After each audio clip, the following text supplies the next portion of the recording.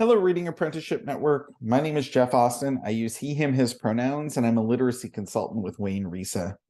Today, we're talking about the knowledge building dimension of the RA framework, which includes things like surfacing, building, and refining schema, understanding the word and the world, and building knowledge of language. My goal here today is to talk briefly about how we might approach the knowledge building dimension with students in ways that honor their identities and what they already know, while also helping them to continue their growth and their efforts to learn more about the words and the world around them. When we're talking about the knowledge building dimension, it is important to remember that the different dimensions in RA are interlocking. So we can't ignore the other contexts and dimensions, including the social dimension. Without a safe and responsive learning environment, it is unlikely that students will ever experience the conditions to grow and thrive. As we dive into these topics, it's really important to acknowledge how complex reading is, especially for adolescents. As students read, they are doing so many different things all at once. We've highlighted a few here that are important for the knowledge building dimension that we're talking about today.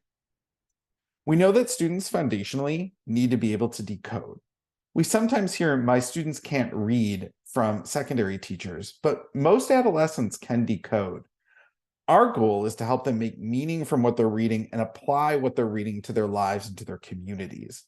So there's a difference between my students can't decode and my students need a little bit more support with comprehension and meaning making. We know that students need rich, layered vocabulary knowledge, especially in the disciplines to access content and to do that application piece of comprehension and making meaning. We know that students need graphonic, semantic cognitive flexibility, which is a fancy $50 way of saying that students need to know that different words mean different things in different contexts. So product means something really different in a math class than it does in an ELA class, and students really need to be aware of that. We also know, again, that cultural and content knowledge play a role in how students read. Students are not empty vessels coming to us to be filled with our knowledge. They have things that they're bringing with them that they're expert in, and that can inform how they navigate the word and the world. It's really important that we as teachers honor and multiply and grow these funds of knowledge that students have in our classrooms. It's a significant access and equity point to be able to do that. I had a student with a really deep understanding of Pokemon and the Pokeverse, and he talked to me about it literally every day. I could have written this off and brushed it aside, but instead, I wanted to figure out how to leverage those funds of knowledge, whether I fully understood them or not, to help him find success in my class and really beyond. The most successful literacy environments will bring together text, readers and their identities, and context together in a cohesive way that helps students make meaning. I can't stress this enough, but making meaning is really at the heart of literate practice. And really that depends on us bringing together cognitive and social dimensions. Sometimes in education, we have a tendency to over-focus on the cognitive aspects while ignoring the social dimensions. And it's really important that both of those things are present as we work with our students to help them and support them in their growth. On that note, it's important that our ability to make meaning from something we encounter is shaped by the text, context, identity, and purpose for reading. Changing any of these factors can fundamentally change our ability to access, comprehend, and do something with what we're reading. For instance, moving from low interest, high interest text can have compelling changes in how we read, as can shifting the purpose for reading. Reading just because someone told us to, or because we'll have a quiz tomorrow, aren't going to generally yield the kind of positive results as having a more intrinsic purpose for reading. In 2003, Alexander introduced us to several different kinds of readers. And again, depending on text, context, identities, and purpose for reading, any one of us can be in any of these areas at any time. On one side of the matrix, we see seriously challenged readers. Readers who often find themselves with limited background knowledge and who are still growing their vocabulary. These readers have often experienced reading trauma and find themselves with negative readerly identities. Our work is really to help these students grow their skill while also restoring their relationship with reading. These are students who can find themselves in interventions pretty frequently, so we need to ensure that these students are continuing their development without deficit. And I think we have to acknowledge that even Alexander's use of the term seriously challenged here is problematic. On the other side of the matrix are what Alexander calls highly competent readers. These are readers with a breadth of background knowledge and significant vocabulary resources. These students have a wide range of reading skills that can carry them through most reading activities, whether those reading activities or the text that they're using are familiar to them or not. These students, particularly when they reach third grade, can be seen as fully formed readers. But we want to caution that without sustained and continued investment in them, their reading identities could be negatively impacted, and they too can suffer reading trauma. This is why their support through adolescence and beyond is critical to maintaining that relationship with reading that they have. On the top of the matrix, we see knowledge-reliant readers who are students, like my former student with Pokemon, who have a high degree of interest in a subject area and need help with transferring the reading skills that they have to new texts and contexts that are outside of their knowledge area. So when these students are reading in comfortable or familiar knowledge domains where they have pretty substantial background knowledge and vocabulary, they exhibit a lot of really awesome readerly characteristics and instincts, but they don't carry over necessarily to novel situations. So the goal with knowledge-reliant readers is really working on transfer. On the bottom, we see effortful processors. Effortful processors are students who are going to really work hard to make meaning even under really difficult and adverse conditions where they don't have substantive vocabulary or background knowledge at their disposal. For effortful processors, the goal is to help them translate their hard work into more strategic approaches that can help them read the word and the world. It's not necessarily about changing them or diminishing what they're doing. It's about trying to help them again become a little bit more strategic in what they're doing and how they're approaching texts. And that may really help them. Again, it's really important to stress here that these labels are not permanent and they can shift based on text, context, identities, and purposes for reading. So we should avoid essentializing these categories, and maybe more importantly, we should avoid essentializing kids into these categories. So for instance, if I provided you with an article about cricket and you didn't know anything about the sport and you lacked the vocabulary and background knowledge to navigate it, you likely would not be in the highly competent part of the matrix, even though you're a really skilled teacher and you are a highly literate person who can make a lot of meaning. This is why it's really vital to be relevant and responsive as we lean into the complexities of adolescent reading and adolescent readers. So if you're looking for ways to engage and grow adolescent readers in your context, it really pays to examine the texts that are being used, the context for reading, the identities that students have, and the purposes that students have for reading. Identifying purpose is so critical for motivation and engagement, and it's one of the biggest disconnects that students experience as they go through the secondary grades. They begin to lack purpose for reading. So what does all of this mean for our actual teaching practice? Well, some things it might mean are that helping students learn discipline-specific vocabulary can help them make meaning. So research shows that lists are not an effective way for students to learn vocabulary. So in a moment, we're going to explore text sets, which are going to provide us a different way to get at vocabulary that help us shift text, context, identity, and purpose for a greater reading experience. Lists just don't work, and the research doesn't support their use.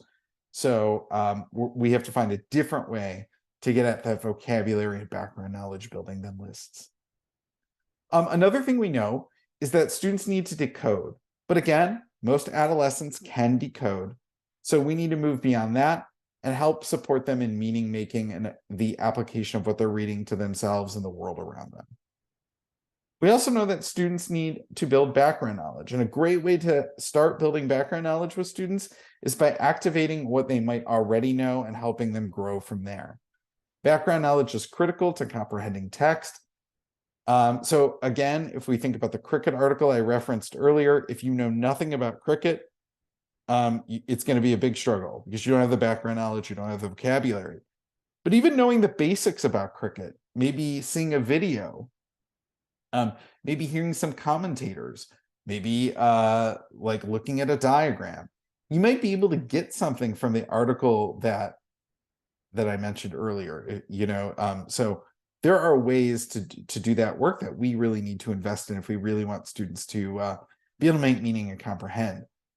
Taking it out of the cricket example for a second, if you are engaging students in reading texts that are deeply unfamiliar to them, and they don't have the background knowledge and the vocabulary to activate. So like if you're an ELA teacher, something like Moby Dick, right? They don't have any point of reference for that. It's going to be a very long slog for them through that, no matter how great we think Moby Dick might be. That just isn't going to be part of their schema. And then finally, as always, we know that students' identities and funds of knowledge and leveraging those that's a recipe for success. When we can affirm what students know, and we can develop a safe, responsive learning environment where they can thrive, that is going to be a really winning strategy for us. Connecting to prior knowledge, we know from research, also accelerates the growth of new knowledge. So it's definitely something we want to do. And as a reminder, all of this is in the service of helping students make meaning so that they can apply what they are reading to themselves and to the world around them. So I think this is really important for us as we develop our why for the knowledge domain. Working with students to grow their vocabulary and their background knowledge is an opportunity for us to really live into Dr. Sims Bishop's call for mirrors, windows, and sliding glass doors. We can help students see themselves in the world by affirming their language practices and beginning with their funds of knowledge. And shout out to April Baker Bell here, because I think her work has really helped us see the possibility of what can happen when we affirm knowledge. We can help students learn more about those who are different from them and about places different than their own, in how we teach words and background knowledge, so we can offer them some windows into other places and spaces and get to know other people. And I think this part's really exciting. Words and language can really offer students entry into new worlds. Again, I think that's just really the fun part of language. Language should be a site of joy. It should be a site of inquiry. It can't be a site of skill and drill, particularly when we know that adolescent readers are so vulnerable and their reading identities are so vulnerable. Really centering this as responsive, restorative, joyful, and as a site of inquiry, I think can really help us along. Bell Hooks, in Teaching to Transgress, said that the classroom remains the most radical space of possibility, and really rethinking the way that we teach language and build background knowledge is critical, I think, to realizing the possibilities that Hooks talks about. Language is who we are. It's really central to our identity. So honoring that and thinking through that and really parsing out what that means for you and your teaching, I think is critical. To that end, we encourage you to kind of stop and jot here for a second. How do you get to know who your students are, what their language practices are? How how they navigate the word and the world, and how might you use what you learn to plan lessons that are relevant and responsive. So we definitely encourage you maybe to take a few minutes, pause the video here, jot something down, think about that, because that is going to be really important going forward.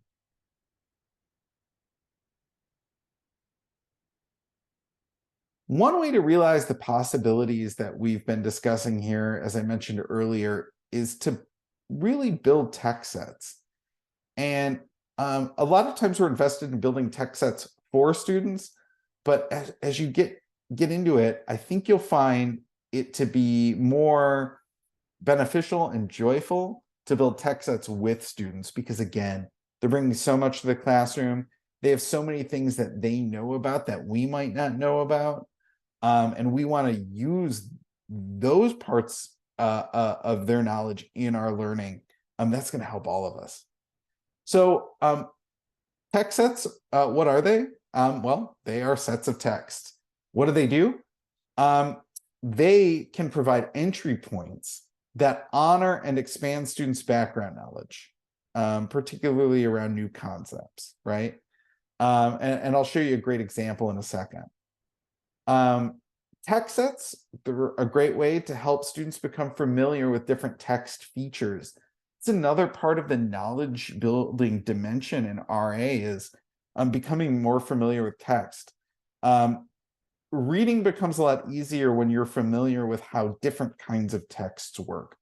A novel works one way, a medical paper works a different way, a magazine article works a certain way. Understanding what those features are can really make a difference. Text sets can provide students meaningful choice and engagement. So maybe they're not reading every text that we provide in the text set, but they're choosing maybe 3, right? And then they can really use that as entry points that make sense for them. And we know, again, from research, that more choice will equal more engagement with reading. And this is a way to offer that in a way that makes sense.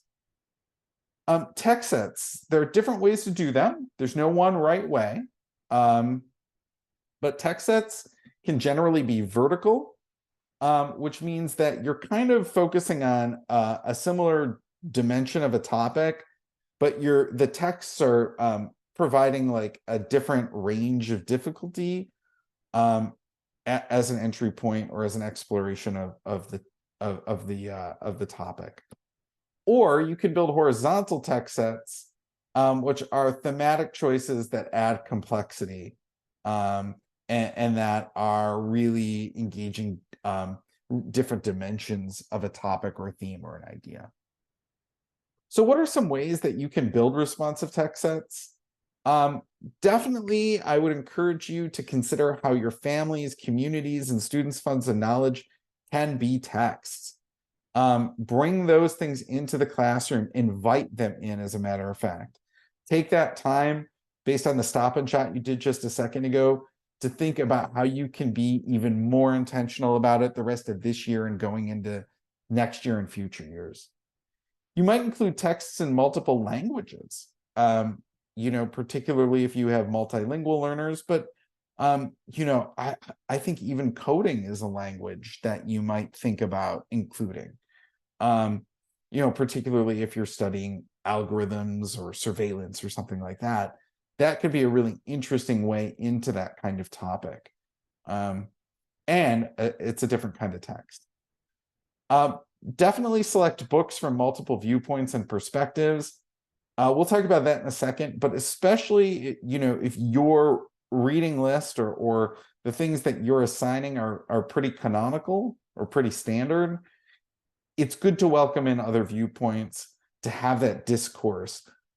When I think about what it means to be imaginative for students, I'm thinking about them being involved in conversation really across multiple texts.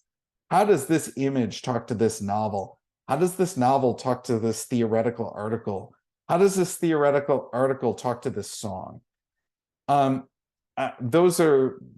really critical for engaging students in these broader conversations about the word and the world. And based on what I was just talking about, make sure you're being multimodal. That's really critical.